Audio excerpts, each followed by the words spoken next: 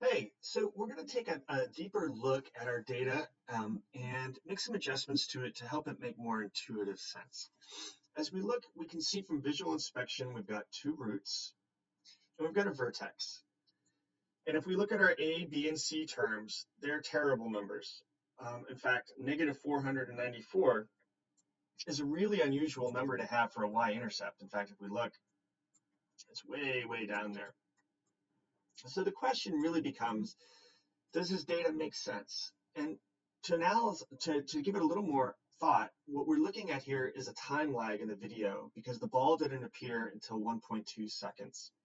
So we can make some adjustments to our data to help it make a little more sense. So I'm going to do that right now. I'm going to make a corrected time column. And in that corrected time column, I'm just going to type in equals, and then I'm going to press on that cell, equals A3. And what I'm going to do is I'm going to basically subtract that value of A3 from every term in our column.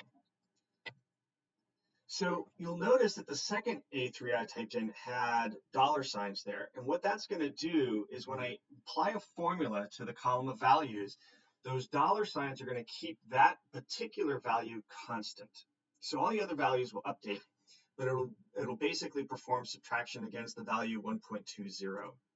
So now what I'm going to do is I'm going to go ahead and drag this down, and that will automatically update all of these cells. And if we look at them, it's going to say A4 minus A3, which is this cell here. And if I didn't put the dollar signs in, what would happen? And I can do that really quick to show you. If I just do A3 minus A3 and drag it down, everything is going to be 0.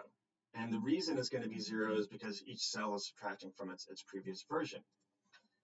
So here I'm going to put my dollar signs back in. That's going to make that a constant. And now when I drag this down, oops, and hit Control D, everything will update. So now I've got a corrected time. I'm just going to go ahead and copy these y values, put them here. And now when I copy this data and I go ahead and put it into Desmos, we can see that our y-intercept is a much nicer number. And which makes a lot of sense. We don't generally look at y-intercepts of negative 400 and some change. And so we can repeat our analysis to get a regression. In this case, it's a quadratic regression. We get roughly the same r squared, but our terms become a little bit nicer. And you'll notice that the a term hasn't changed at all. And that's kind of an interesting thing for us to think about. We can see that we've got two roots now, one at negative 0.029 and another root at 0.0358. And so our next step is going to be, can we do some calculations with this to help us better understand our model? So one of the first things we can do is calculate the vertex. In this case, the vertex, and I'll just call it V, equals minus B over 2A. So in this case, our B term, and I'm just going to substitute directly in, is 89.3. And our A term is negative 271. Roughly. So that's telling us that the vertex is going to be around 0.16. That's the x-coordinate for it.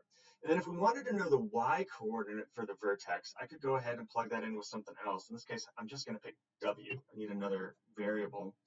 So I'm just going to plug it into our equation. Negative 271. In this case, it's going to be times v plus 89 times v plus 2.8, we'll call that 84, just to make our lives a little bit easier. And this should be v squared. And that's going to give us a value of 10.14, which is really what we would expect. You know, it's right in and around 10.2, so 10.14, I mean, that's pretty close. And that's giving us a good understanding of the x and y coordinates for our vertex. Another thing we might want to be able to do is express this in factored form. And it might not feel at all intuitive how to take this information and make it into a factored form. But I think you can guess that there's a negative root and a positive root. And if we just start working with the ideas of roots that you already know about, so let's go ahead and say x minus, so that would be our positive root, and that is what, 0.36? Yeah, let's call it 0.36.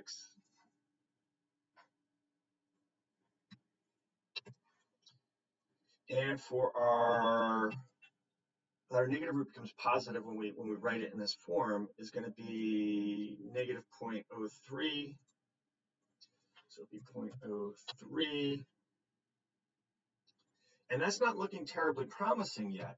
But when we factor in our a term, negative 271, we can see that, in fact, our roots, if we just write them in with our a term, give us nearly a perfect fit.